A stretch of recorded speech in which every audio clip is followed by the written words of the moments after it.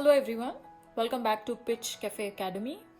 Today we're going to discuss super duper hacks on improving your ability to learn and sharpening your ability to learn. Everybody wants to be a super learner, hyper learner, but only few succeed at it. Only a few people become Olympic champions. Only a few teams succeed in baseball or cricket time and again.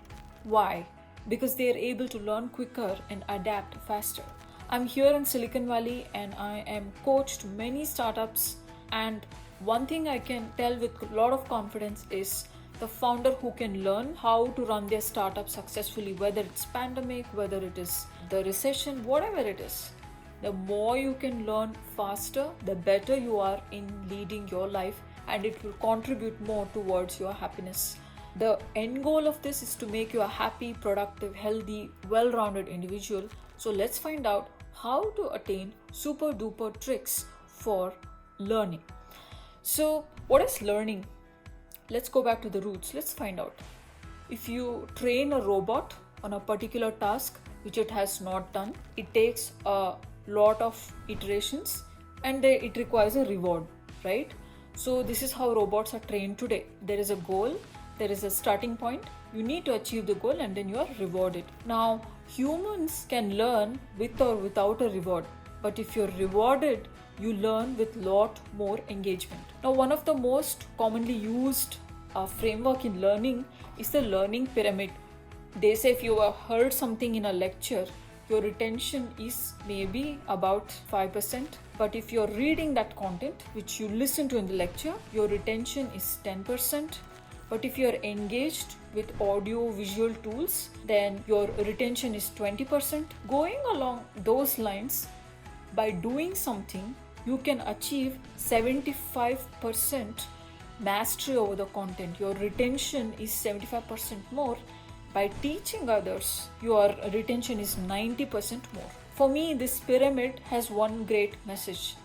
That is, if you use tools to sharpen your learning, for example, audiovisual, practicing, demonstrating, teaching, discussing, these are all different ways where your learning is getting expressed in more than one way.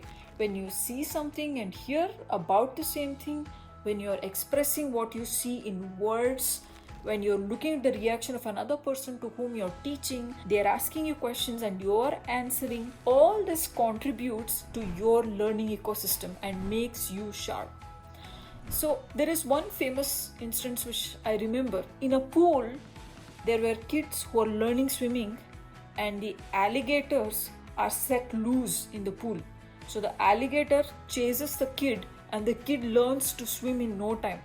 This is a very dangerous, very scary, crazy situation. But the point I'm trying to make here is when something is made so urgent, when there is a trigger like an alligator on your back, your human body unleashes a lot of potential and you learn to swim. If there is a tiger or a carnivore chasing you, if you're afraid of heights, you will learn to climb the tree because you want to save yourself. This whole factor that you're afraid of heights will not even come into the picture because you are in a panic and you climb the tree. So learning can be sharpened like that. What you need to do is find those triggers which sharpen your learning. I just now gave you a pyramid which is very popular, in pedagogical learning on how people learn. How can you engage someone to retain all the information they heard in a lecture? And the summary is, if you do something and teach that to others and discuss about it, you retain a lot more information. Now, I also gave you the example of this whole triggers, the tools for shaping your learning.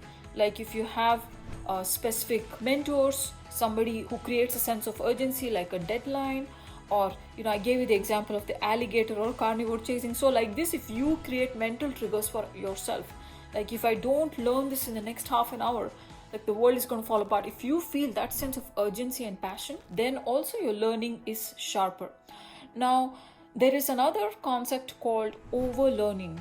Overlearning means you've finished basic learning of what you need to know, you know everything about it, you still go on learning more and more and more about it. For example, let's say you cleared level 1 in your karate, then you go and fight the level 3, you go and fight the black belt. Even though you're a yellow belt or a white belt, you go fight the black belt. That time when you're overlearning your fundamentals, your basics, you kind of master it. So for example, if you're trying to learn startups, go work with a guy who's invested in 100 startups. Work for him, get beat up by him every day. I'm not saying literally beaten up, but challenge him, counter him, try to understand what he's saying, why he's thinking differently, and give him new topics to discuss, challenge him. So these are few ways you can learn about a topic like startups, by interacting with super mentors.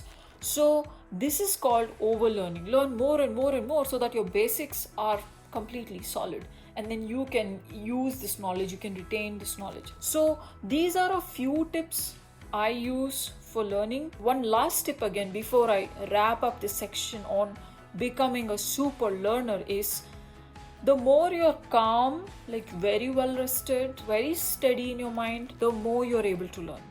I don't know how you achieve that state. You achieve the state when you're in a state of flow, like a person driving on an F1 track, he's driving a sports car and he's steady, full control in a state of flow. Or when someone is singing and they totally love the song, they're completely steady, they've reached that whole resonance.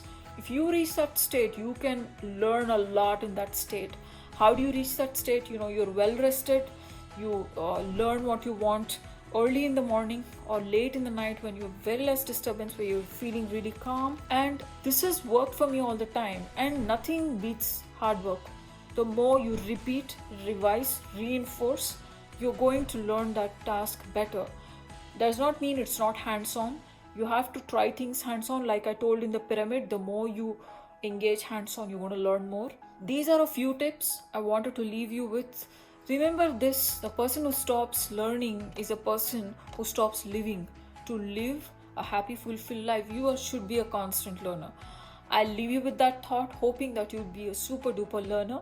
And this is your host Vida Patil signing off from Pitch Cafe Academy. Here's 3 cheers to all you super learners. Thank you.